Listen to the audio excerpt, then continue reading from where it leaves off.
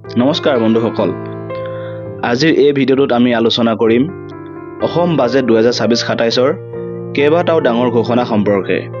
এই বাজেটত উন্নয়ন, কল্যাণমূলক আঁচনি, শক্তি খণ্ড, ভূমি অধিকাৰ আৰু কৰ্মসংস্থাপনৰ ওপৰত বিশেষ গুৰুত্ব আৰোপ কৰা হৈছে। স্বাগতম জনাইছোঁ ইনফৰ্মেটিভ 24/7লৈ। আপোনালোকে চাই আছে ইনফৰ্মেটিভ 24/7। পোনপ্ৰথমে অসম চৰকাৰে ৰাজ্যখনক শক্তি উদ্বৃত্ত ৰাজ্য হিচাপে গঢ়ি তোলাৰ লক্ষ্যৰে 77,000 কোটিতকৈ অধিক টকাৰ বিনিয়োগৰ পৰিকল্পনা কৰিছে। জলবিদ্যুৎ, সৌৰশক্তি, তাপবিদ্যুৎ, বেটাৰী সংৰক্ষণ আৰু বিদ্যুৎ সঞ্চালন ব্যৱস্থাৰ উন্নয়ন এই পৰিকল্পনাৰ মূল অংশ। দ্বিতীয়তে, নিৰ্বাচনৰ সময়ত স্থগিত হৈ থকা বহু চৰকাৰী কল্যাণমূলক আঁচনি পুনৰ আৰম্ভ কৰাৰ বাবে 6,000 কোটিতকৈ অধিক টকা আবণ্টন কৰা হৈছে। চৰকাৰে সুবিধাসমূহ অধিক লক্ষ্যভিত্তিকভাৱে প্ৰদান কৰাৰ কথাও উল্লেখ কৰিছে। বাজেটত ঘোষণা কৰা হৈছে যে বহু বিবাহ কৰা ব্যক্তিয়ে চৰকাৰী আঁচনিৰ সুবিধা নাপাব পাৰে।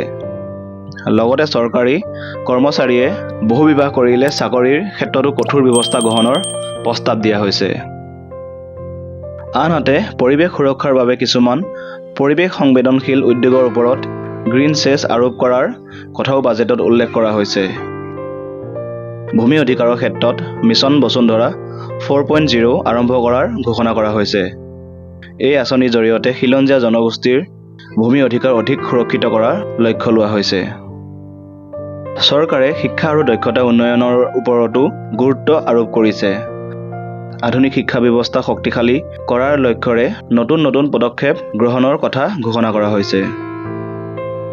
ইয়াৰ উপৰিও চৰকাৰে ৰাজহ ক্ষয়-ক্ষতি ৰোধ কৰি ৰাজ্যৰ আৰ্থিক ব্যৱস্থা অধিক শক্তিশালী কৰাৰ লক্ষ্য নিৰ্ধাৰণ কৰিছে। বন্ধুসকল, মুঠতে অসম বাজেট 2026-27ত উন্নয়ন, কৰ্মসংস্থান, শক্তি, শিক্ষা আৰু সামাজিক কল্যাণৰ ওপৰত বিশেষ গুৰুত্ব দিয়া দেখা গৈছে। এতিয়া এই ঘোষণাসমূহ বাস্তৱায়ন কেনেদৰে হয় সেয়া লক্ষণীয় হ'ব। তো বন্ধুসকল, আজি আপোনালোকে নিশ্চয় জানিলে যে অসম বাজেট 2026-27ত ঘোষণা হোৱা ডাঙৰ পদক্ষেপসমূহ।